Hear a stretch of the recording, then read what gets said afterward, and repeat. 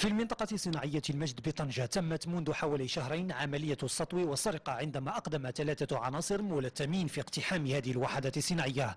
أفراد العصابة تسللوا ليلا وقاموا بالاعتداء على الحراس وتوجهوا مباشرة إلى خزانة للأموال وقاموا بتكسيرها وسرقة حوالي 160 مليون سنتيم.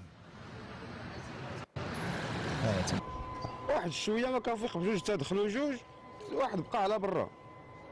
هي هذيك اش دير؟ حتى كنزل عليا الراس بالقبطه ديال الشفره، نزل عليا الراس صافي سخفت حتى كتفوني. بعد شويه فقت لقيت صاحبي حدايا مليح مكتف ناضي. طلعت لهنا. اول حاجه حليت، شفت الباب، ما بغيت نحل حتى شي حاجه. شفت هذا الكفر مفروع والفلوس مترجين. ديك الساعه جيت مع الباترون هذه قلت له راه دخلوا، راه الفلوس مشاو. عناصر الشرطة القضائية بطنجة كثفت منذ وقوع السرقة من تحرياتها الأمنية، مستعينة بالتحريات التقنية والعلمية التي أفضت في نهاية المطاف بتوقيف مدبر عملية السرقة الذي ألقي عليه القبض بمدينة مكناس، وضبط بحوزته سيارة رباعية الدفع وبعض الأثاث المنزلي، وهي مقتنيات من الأموال المسروقة.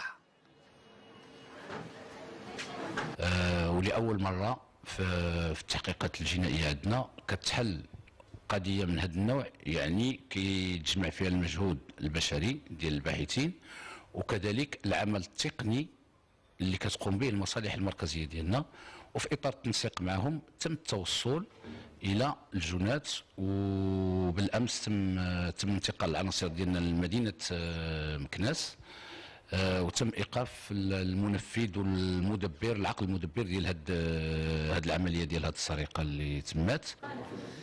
فيما لا زال البحث جاريا لتوقيف باقي المتورطين، وبخصوص مدبر عمليه السرقه قامت الشرطه الولائيه بطنجة بتقديمه للعداله.